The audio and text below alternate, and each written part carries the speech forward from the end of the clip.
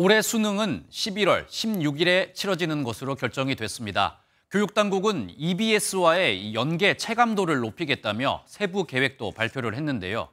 윤석열 대통령이 직접 지시한 킬러 문항을 배제하면서 어떻게 적정 난이도를 맞출지 관심이 쏠리고 있습니다. 박유영 기자입니다.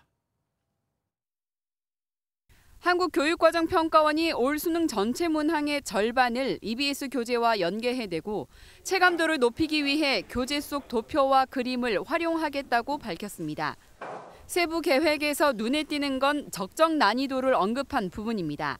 학교 교육을 충실히 받고 EBS 연계 교재로 보완하면 문제를 해결할 수 있는 수준이란 지난해 출제 지침에 적정 난이도를 갖춘 문항이란 표현이 새로 추가됐습니다.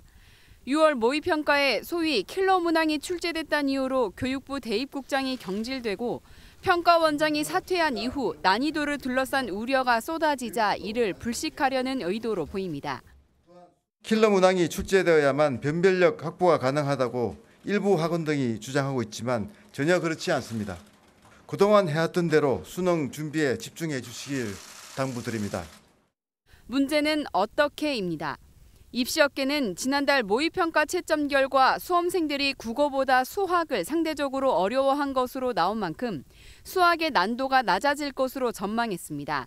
특히 매번 킬러 문항으로 꼽혔던 수학 공통과목 주관식 마지막 문항 등이 손질될 가능성이 큰데 복잡한 변수나 여러 수학 개념이 결합된 형태는 제외될 거란 관측이 나옵니다. 평가원은 영역별 난도를 조정하되 킬러 문항은 빼면서 상위권 변별력을 갖춘 문항은 포함하는 과제에 놓인 건데 수험생들은 9월 모의평가 때나 바뀐 출제 방향을 체감할 수 있을 것으로 보입니다. MBN 뉴스 박유영입니다.